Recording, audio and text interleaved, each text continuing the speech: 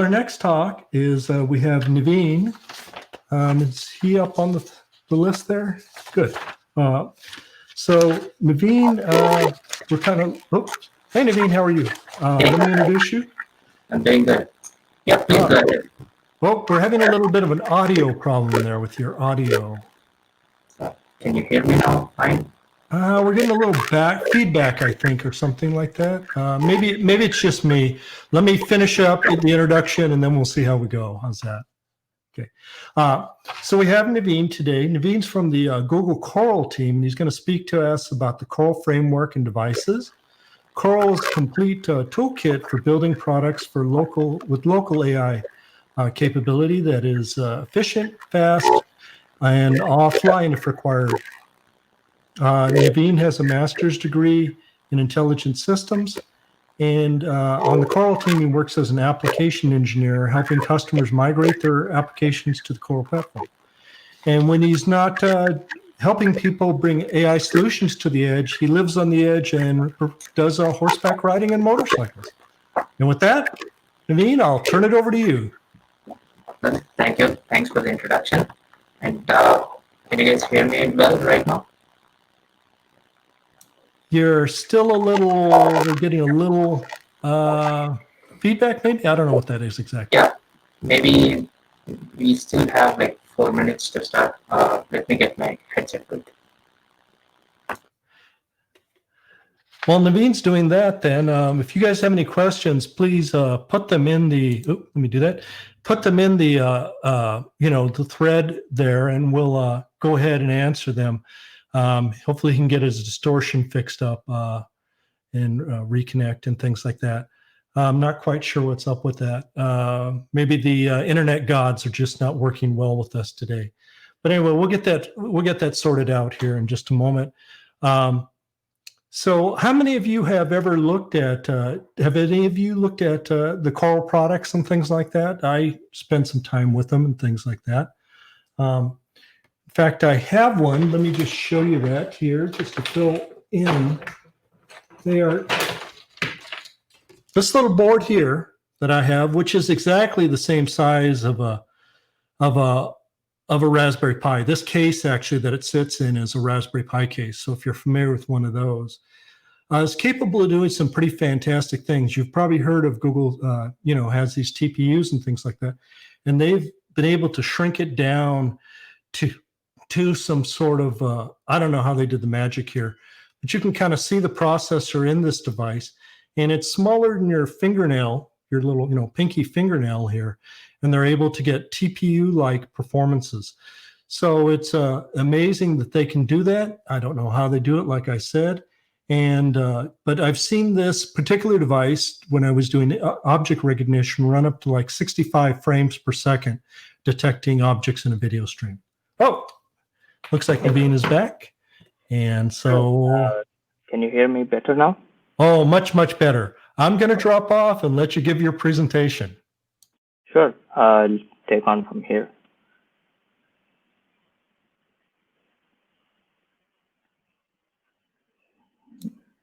Yeah, you're up, so go ahead and start whenever you'd like. Oh, sure.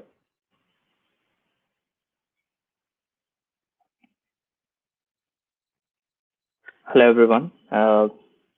Thank you for joining us today at DevFest West Coast. I'm from Coral team. As Kyle introduced me, I'm an application engineer helping customers to integrate their solutions onto Coral Edge TPU. So I'm going to explain today introduce you to Coral devices, explain the ecosystem around the Coral device, and what are the hardware requirements that you need to use a edge TPU and run inference of an AI model at the edge. So let's start by knowing why we introduced Coral. So the main reason why the Coral platform is built and developed is to democratize machine learning and also provide a lot of privacy for the users at the edge. With increasing in the privacy concerns, running AI at the edge is the most important thing. So Coral platform provides privacy and accelerates the machine learning applications by saving a lot of power, and they are efficient when you deploy them on the edge, embedded applications, saving power. And most interesting thing is of Coral can, all the AI applications are offline, and you can run these without internet. Especially in a life-saving situation, you should not be stopped by internet for AI applications. So what Coral platform consists of? It consists of some hardware components and software tools as well. So if you're taking a look at hardware components, we have Hdpu modules available in different form factors, M.2, PCIe, and USB connections. And we also provide some ambient sensors to sense audio, video, and environmental variables like temperature, moisture, and also motion sensors to detect any fault detection like that. If you're coming to software and ML tools, we have OS called Mendel, which is used on the Coral Devport to which binds up the Hdpu and the other peripherals around it. And considering ML tools, we have a compiler that converts an TF Lite model and maps all the operations to Hdpu, and which take care of switching the workload between back and forth between CPU and Hdpu. Of course, we do have documentation for all these, providing data sheets and schematics to develop your own applications, and also a huge list of example projects, which can be a great resource for you guys to start your prototyping your projects. So these are the current products available right now, distributed around the world in 36 countries. Devport and USB accelerators are two of our prototyping devices, which aren't designed for production, but we have seen a couple of customers going into productions with these devices. But these are designed for prototyping. And we do have a SOM module, which is a system on board. Technically, this is a dev board without any peripherals around it. So we provide you schematics and all the information needed to fit this into your own embedded applications.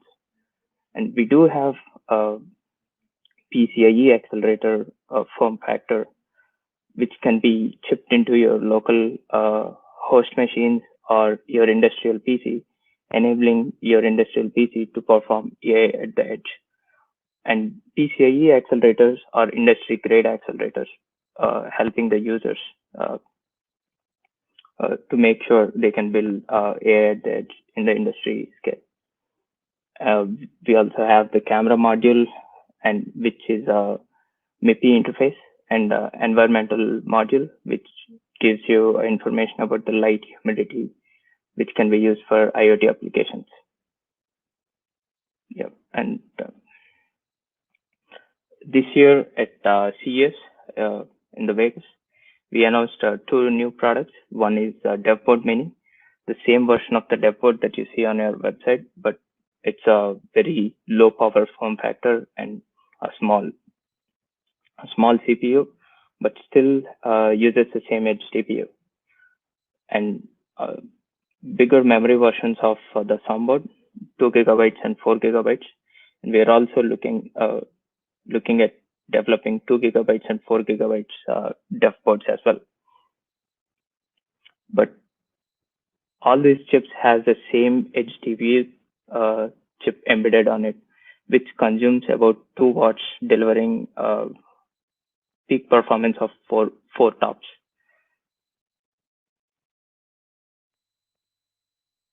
So here is an upcoming product of us, which is called Hdpu Module. So this is a shoulderable version of Hdpu, which can be shouldered by USB 3.0 interface or mini PCIe interface. So this is another in the production module of the Hdpu. And yeah, this comes along with the PMake and everything integrated in it. This was developed in collaboration with Murata.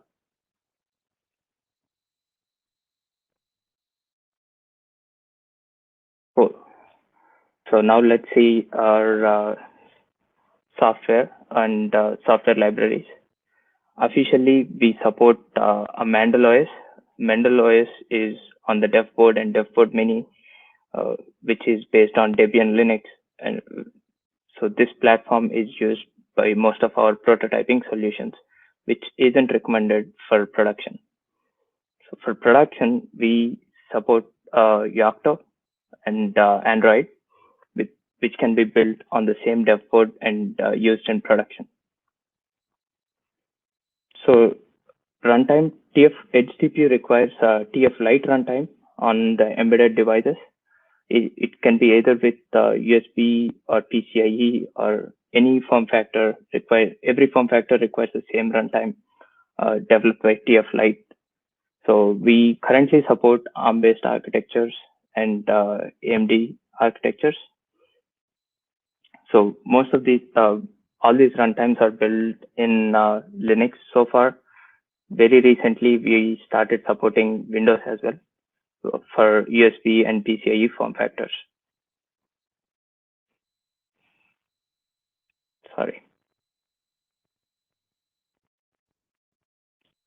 So to run inference, we use a TF Lite interpreter on which can be installed using pip and supported by the TF Lite workflow. So all you need to do is import a TF Lite interpreter and load the Hdpu delegates to run it. So coming to software and models, which is the main part of enabling machine learning at the edge. So the compiler and the runtime are the downloadable versions, which are used to enable inference at the edge. And we do provide a huge list of checkpoints and Hdpu models for users to build prototypes or to do experiments with our existing models, which includes state-of-the-art networks like MobileNet, ResNet, InceptionNet, and all. And we do facilitate on-device transfer learning, which is performed on the CPU.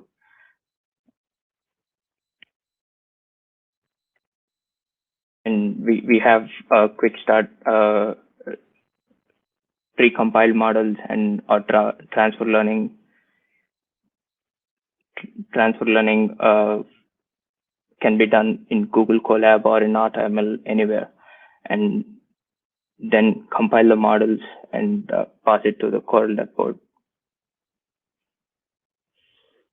So most of our software documentation is located in Coral.ai.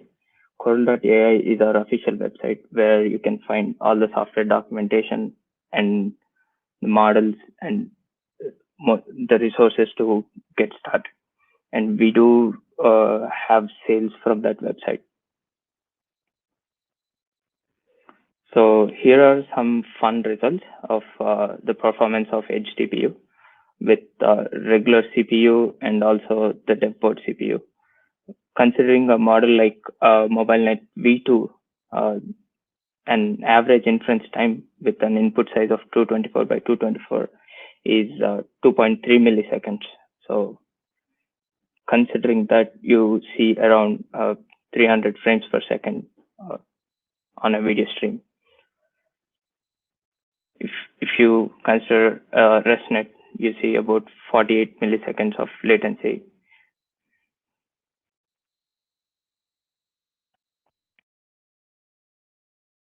So these are the so far we have benchmarked these models, and we are in process of benchmarking other models as well.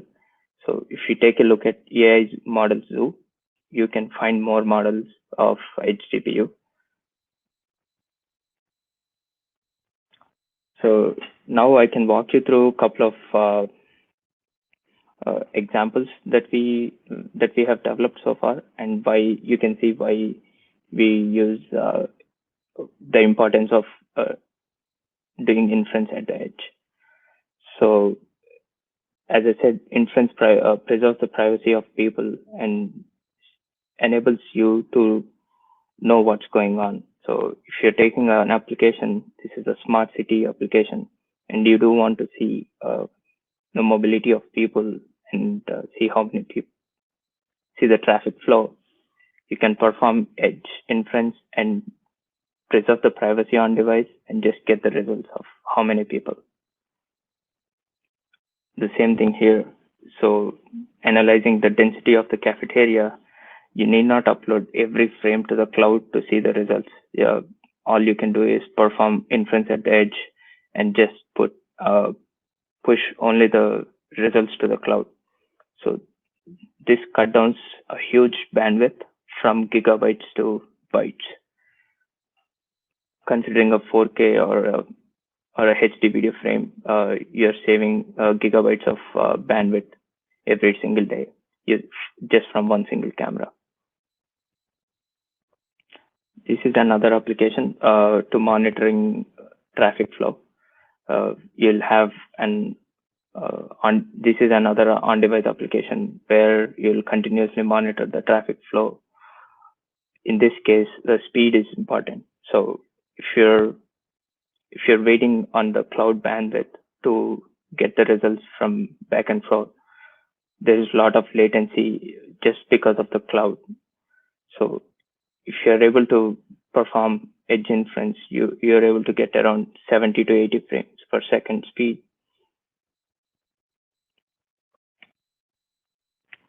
So these are the applications so far built by the Coral team. But if you're looking to do your own and follow most of these applications, here's how you do it.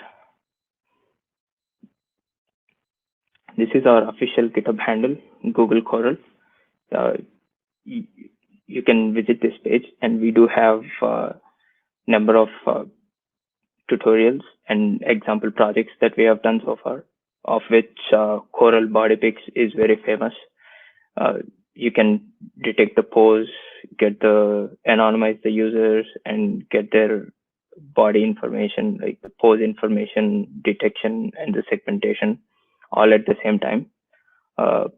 Yeah, please feel free to check it out. The Body Pics is a very famous application of ours. And recently we have even released a project Banana Robo. So this project motivation is to interface Coral Hdpu in the USB accelerator with a Raspberry Pi. This is so feel free to check out the GitHub handle, and this is a great it has great resources which can be a start point for your prototypes or projects. And you can reach out to our team from there if you have any questions or a special request. So these are the two examples what public has been doing. There is one of this company called Neuralnet, which recently developed a social distancing model using and running the inference on the edge device. So they developed this application, and to preserve user privacy, they're performing inference on the edge device and uploading the results to the cloud, and to make sure everyone is following social distancing. And one of our team member has recently developed a face detection model and deployed it onto Coral, and it works out pretty well. We get the performance of close to 80 frames per second. So as you have seen a lot of applications and examples, I'm sure you must be curious to know how you can compile a model to deploy it on Hdpu. So Coral Edge TPUs are AI accelerators that support only integer format of the weight. So to do that, you have to train a model, test it, and then freeze a model. Use post-training quantization using TF-Lite converter. You have to convert it to apply full integer quantization and convert it to a TF-Lite file, TF-Lite model, and then using our compiler, map the operations to Hdpu, and then deploy to a hardware. Yes, this graph might be a little unclear, so I'll walk you through the next steps slowly. So after you train your model in TensorFlow or Keras, in any other platform, you take the TensorFlow model, which has the weights in float 32 or float 64, and quantize the model to run on Hdpu. And considering the fact that Coral devices right now only support inferencing, they do not support any training or any other thing. So once the model is frozen and deployed on the Coral, you cannot retrain the model. So the model has to be frozen before before going to the quantization step. So here quantization can be done in 2 stages. One is post-training quantization, which we see most of our customers do. After the training process is completed, they take this training graph and calibrate the weights using a representative data set, which they have used for training and testing purposes, and then pass it to our compiler. So in this case, accuracy is slightly affected because the quantization and the calibration is not done perfectly. So we do recommend another way called quantization aware training. In this case, fake quantization weights are introduced during the training process, and in which TensorFlow rewrites the graph of during the training, assigning a fake quantized weight in parallel to the original weight. So this doesn't require any representative data set because you're performing quantization while training, and accuracy is not much affected if you quantize a model using quantization aware training. And as I said, Coral devices are designed only for the inference, and the model has to be frozen and the batch size has to be 1 for now.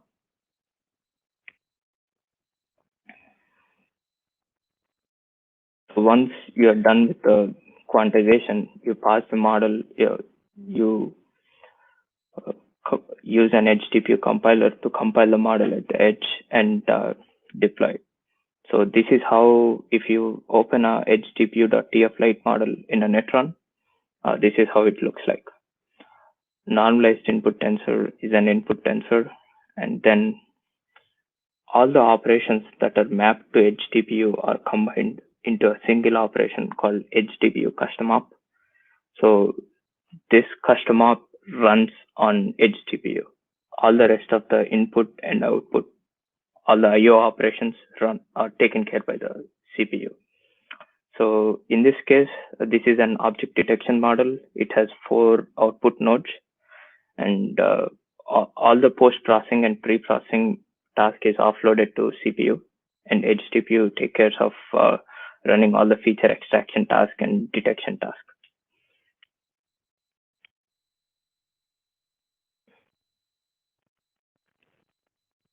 So far, I have been talking in other applications, like how we use cloud monitoring system and how we use the results from edge device pushed into the cloud and we analyze it.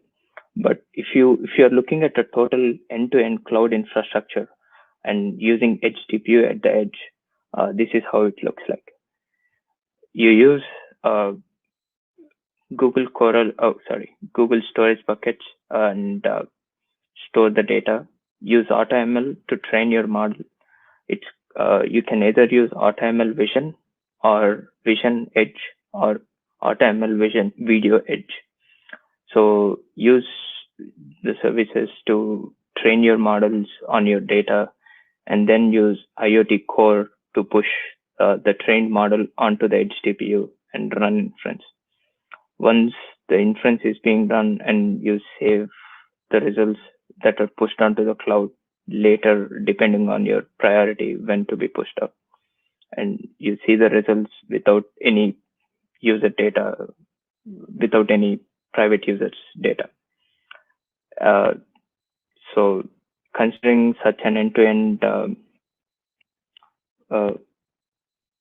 pipeline using cloud and edge deployment, here you save a lot of bandwidth and also provide a lot of power or privacy to the users.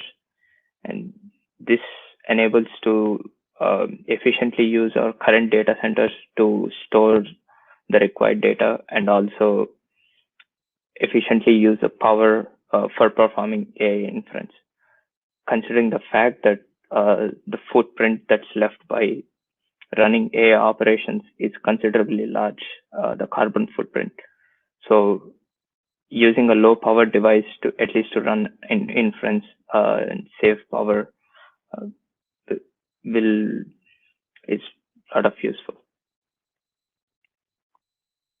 So we do have a cloud monitoring demo on our GitHub page. So where it provides you all the tools and the scripts that are required for an edge deployment and also cloud interface. So you push the data to Cloud IoT Core and then use Dataflow and BigQuery to analyze your results. And of course, you can deploy the results to a web front end and see what's going at the edge. So before taking off, I would like to show a quick I would like to show you a quick tour over how we can use how we can deploy it.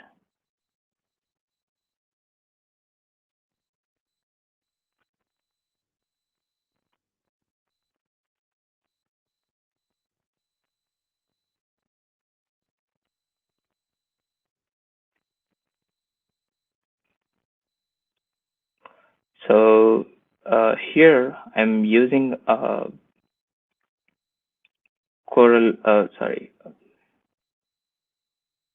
I'm using a Colab to run to compile a Hdpu, to compile a model to TF-Lite and then to Hdpu. First of all, let's install a Hdpu compiler. So these instructions can be found on coral.ai, the website. So once, in meanwhile, we can talk about the TF-Lite conversion API. In the previous talk, you guys are introduced to TF-Lite convert API and also TF-Lite command line API. So for this demo, I'm using a command line API for this. So I have trained and exported object detection model using object detection API, and I've froze the model with normalized input tensor as an image input tensor, and all these 4 as an output tensors for an SSD model. So yeah, once I have my frozen graph, and if I mention an output image and provide all the details of input arrays and output arrays, and specify the inference type as 8-bit integer, you're all good to go. And so this just takes less than a minute or so. We do currently Coral devices support only 8-bit integer operations, and we do support multiple input and multiple output arrays. Yeah, so the conversion is done, and the graph is quantized and saved as a TF-Lite file right here. So yeah, that's it. And the next step is to compile the TF-Lite file using an Hdpu compiler. So after compiling a model to Hdpu using an Hdpu compiler, this creates a model called with a suffix called hdpu.tflite, which also deploys a log of sharing you information of how many number of operations are going to run on the CPU and how many number of operations are going to run on the TPU. So this is an MobileNet SSD model which is developed and trained for mobile applications. So all the operations are mapped to Hdpu, and only one operation is running on the CPU. That means we are using Hdpu acceleration power to the maximum, and we can get a maximum performance out of it. But if you see, half of our operations are running on TPU and half the other operations are running on CPU, there is good amount of latency involved in the IO operations, pushing the data back and forth from CPU and TPU. This increases the latency. So when you're developing a model for edge TPU, one thing that you have to take care is to develop a model which are supported by edge TPU, to develop a model with all the operations supported by edge TPU to leverage maximum performance from the edge TPU. Yeah, this is how you deploy a model. But once you deploy the model, you're good to go onto the running inference on the Hdpu. So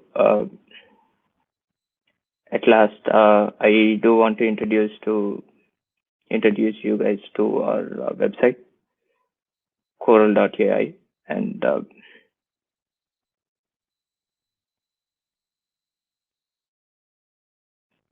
yeah, you can visit our website, coral.ai, and take a look at the products available. But here's the information of all the documents of and the guide for Devport or USB accelerator or anything. And here's the model compatibility issues. These are all the list of operations that we currently support on Hdpu. Any other operations of this list is offloaded to CPU, and CPU will take care of it. But if a model has most of these operations, the entire model can be mapped to Hdpu, and you can utilize Hdpu resources to the maximum. And we do have the pre-compiled models, so feel free to take a look at pre-compiled models and download.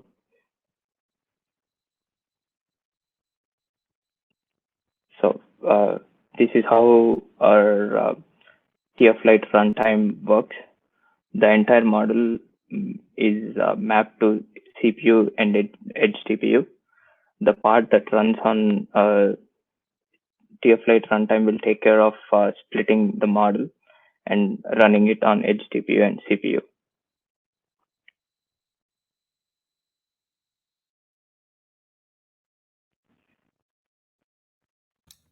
With this, I'll open up. Thank you so much, and I'll open up for questions. Yeah. So we have one here. It says, let's see, what would be the performance if I do body picks directly on PI using TF Lite versus USB. I think he's talking about the Coral USB board. What performance delta would you expect to see using that? Let's see here. Sure. So, running the Pi versus with or without, I think, is the net. So if you're using a USB accelerator, Mhm. you definitely require a host CPU. It Mhm. can be Raspberry Pi or laptop or any host CPU. So, and the major factor that controls the inference speed there is the model that you choose and the input size that you choose. Because we do have models with ResNet as a backbone and MobileNet as a backbone. So if you're choosing a MobileNet backbone model and you're using a regular resolution like 480 by 640 or 320 by 320, you're looking at a real-time performance close to 40 frames per second or 50 frames per second. Okay. But if you choose a ResNet backbone and a bigger image resolution size, you're looking at maybe 20 frames per second or 15 frames per second. Okay. So, fairly significant acceleration then on that on a good, decent model then. Yes. Yeah. We have another question where somebody is asking about privacy concerns, just to make sure, and I kind of had this question too. In that those examples you were showing and you were talking about privacy, you had people walking and you were, like checking spacing and things like that. Now, what got sent, the actual image of the person never got sent then up off the device to like a cloud or something like that. Was that correct? Yes.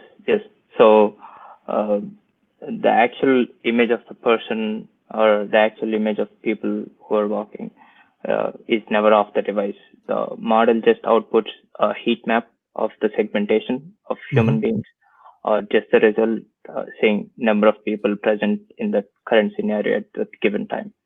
So the personal data related to people never leaves the device. Okay. The same thing happens with the mask detection as well. If you don't have a mask, it says no, but your face will not be shown to the other. Yeah. Because given the privacy concerns people have, I can see why you guys address that. The surveillance society type thing and things like that. Yes. And there was another question here: is there compatibility for things like Arduino and some of these other boards beyond the other boards? Sure. So compatibility, we support ARM-based architectures as well. So Raspberry Pi, Banana Pi is supported. But if you're using a different OS on an Arduino other than Linux, devices are not supported. So make sure you use a Linux-based operating system, and you can build. We have recently open sourced our libHDPU, all the libraries regarding libHDPU. So you can build the drivers for any kind of hardware platform if you're going to use our HDPUs. Yeah, I think I saw that in some of these things where they were talking about just kind of like edge devices in general, that you guys had given that source code, but it became then, I guess, the job of the implementer to kind of take your source code and get it running on a particular platform or something like that. Yes. Yeah. So previously we aren't supporting all the platforms. Now that our our drivers are open source, you can just build it for any platform. Okay, great. Now, would you take contributions from people? Let's say they had some sort of chip they were working on and they wanted to, move it over to, get your accelerator running on that. Do you guys take in contributions for that? Yes. So we do encourage such kind of things, and we have a community GitHub repo and also community page coming up. So we take contributions in that way and just publish it on the AI News. Good. We have a question from Asim. He's saying, what excites you when you work with Coral? What sort of use cases kind of excite you about what these devices can do and things like that? Yeah, sure. Yeah. So the most important thing that excites me is being able to apply AI at the edge in very important use cases where internet should not be a bottleneck. For example, if you take fall detection use case, so we have a postnet model. One of our customer used a postnet model to analyze if a person is standing, sitting, or if he fall down. So especially for elderly people, detecting a fall detection is most important thing. It has to be reported in less than 5 minutes to save their life. Oh. And in that case, if you're messing around with your Comcast or the Netgear connections, it's going to cost life. So I've seen applying Coral at many other industrial applications, making money, doing it something at the edge, but saving lives with AI at the edge is something that inspired me. And I'm always encouraged by reducing the footprint of AI, because though we see many use cases of AI, I previously worked on a natural language processing application where I learned that they spent around they spent like 6 cars for training a model like GPT-2. It left a carbon footprint of like 7 cars lifetime. So yeah, training model or running an inference of AI models is extensively high power consuming computation.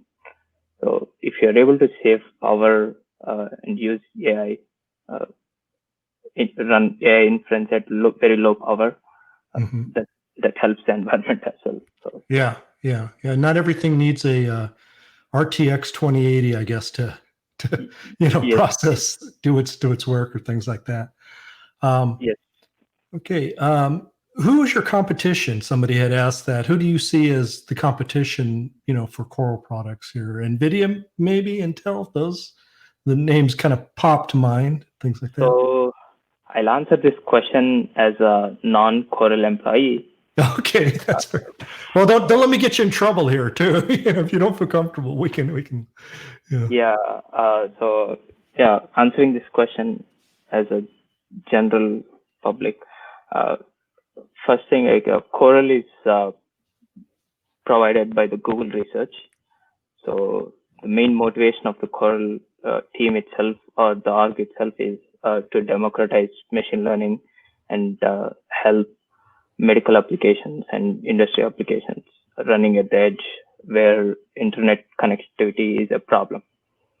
So since it's a research-based organization, we are not into the competition market yet. Okay, fair enough. Good. And we are very low power focused, and so far I don't see any other product any other AI accelerator in the market performing at 2 watts and being able to deliver 4 TOPS of performance. So you can run as low as 2 watts in your. 2 watts is our peak power consumption. It's a that's peak your power. peak, Yes. not your. Wow, that's impressive. I have some NVIDIA boards, and I know what they consume, and it's an order of magnitude or so better. Yeah, than that. Okay. Well, I think that's all the questions we had for now. So thank you very much for your time, and we really appreciate it. And we'll look forward to hearing more about what the Coral team is doing, seeing more devices in the future, and getting our hands on some of this really, really cool devices and things like that you guys are building. Yeah, sure. And I really appreciate giving this opportunity for us. And I'm happy to share more about Coral. And anyone who is listening to me, please feel free to contact us through our website. We are always excited to see new applications on Coral and always ready to help. If somebody was building something, would the website be and they wanted to kind of show it off and get a little PR and things, would that be the proper way to go, or is there a channel for that? Yes. So there is something called like sales form contact. So if they have already built something using Coral, they can contact through our sales form or through our support channel. Okay. And some of us will get back to them and share their success story on our website. Okay, great. So that's an incentive for us to go out and build things with Coral. Yes, you'll be shown on the Google success stories. Yeah, well, that can't hurt anybody's credibility. Yeah. Okay, Naveen. Well, thank you very much then for your time. Yeah, thank you so much. Okay.